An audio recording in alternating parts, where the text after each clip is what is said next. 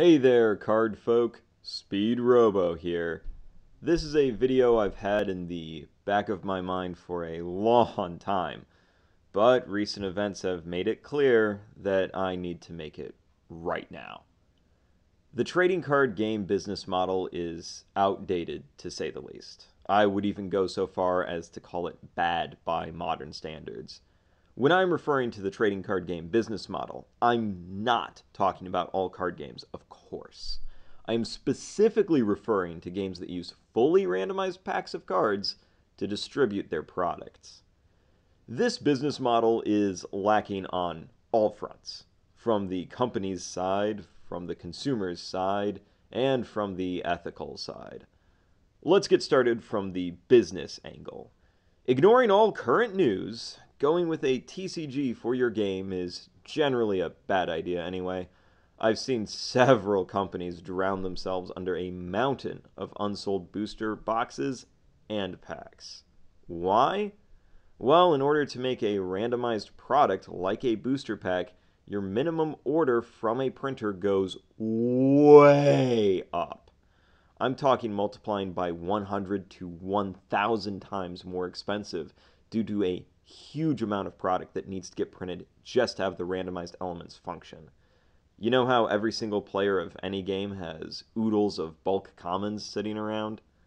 The same is true for the company making the game.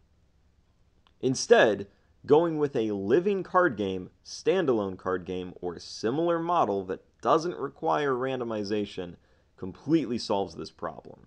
You can simply take pre-orders or do any other research method or methods to determine the size of your player base and order exactly two or slightly more of your product. It will all sell, you will make a tidy profit, and you won't have to worry about your unsold inventory consuming your space and costing your business. The only companies that can reliably support and launch a TCG these days are companies with billions in the bank. Granted, there are few exceptions to this, however, they are just that, the exceptions. From a consumer standpoint, I think it's pretty obvious why this business model is bad for us. With the very nature of the product, we have no idea what we're actually buying most of the time. We will always wind up with junk we don't want. It drives up prices, creating a toxic secondary market. The TCG model encourages companies to make rarity equivalent to power. This results in pushing casual fans or players with just less money out of the game. Having less people to play with is never a good thing. Once again, all of these problems are solved with the living card game, aka expandable card game model. You will always know what you are buying and what to buy. The price is always the same, meaning there's no disparity between the players with thousands to burn each month and the players without. If there's no rarity at play, there's no reason for the company making the product to destabilize its own card balance to sell more packs.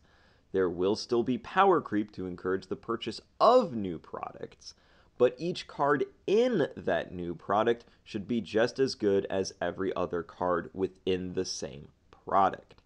If any secondary market exists, it's to sell singles of different archetypes out of a single new product.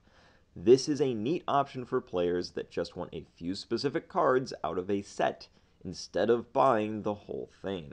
Consumer, there is not any benefit to us in regards to the TCG business model. Besides the fun of gambling, of course. Hey, that's a great segue into the final segment. TCG booster packs are just straight up gambling, guys. There's literally no difference between a booster pack and a video game loot box. Except, of course, the physical nature of the booster packs. In some ways, that makes it even worse. The video game industry gets to hide behind its excuse of, there's no way to cash out your winnings from loot boxes, therefore it's not gambling. Yeah, that's not really an excuse our industry can pull. In addition, there's no denying that games like Pokemon and Yu-Gi-Oh! Are targeted at minors. It's just kinda gross. Give me the Pokemon cards! So, what are the alternatives? As mentioned multiple times in this video, going with a living card game, also known as expandable card game, format is a great alternative.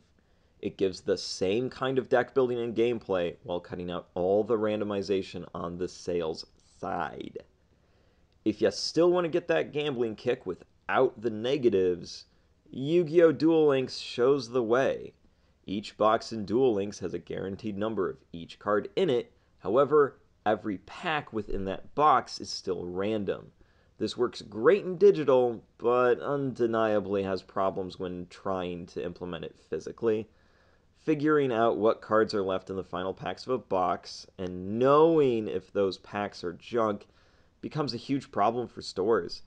They'll be left with plenty of unsold, unopened trash packs. So, yeah, that's not great. The Duel Links method is just something to keep in mind for the future, and certainly for digital games. Hopefully these problems with the Duel Links method can get sorted out, and we can truly have a best of both worlds business model. I've been Speedrobo, and I'll see you later.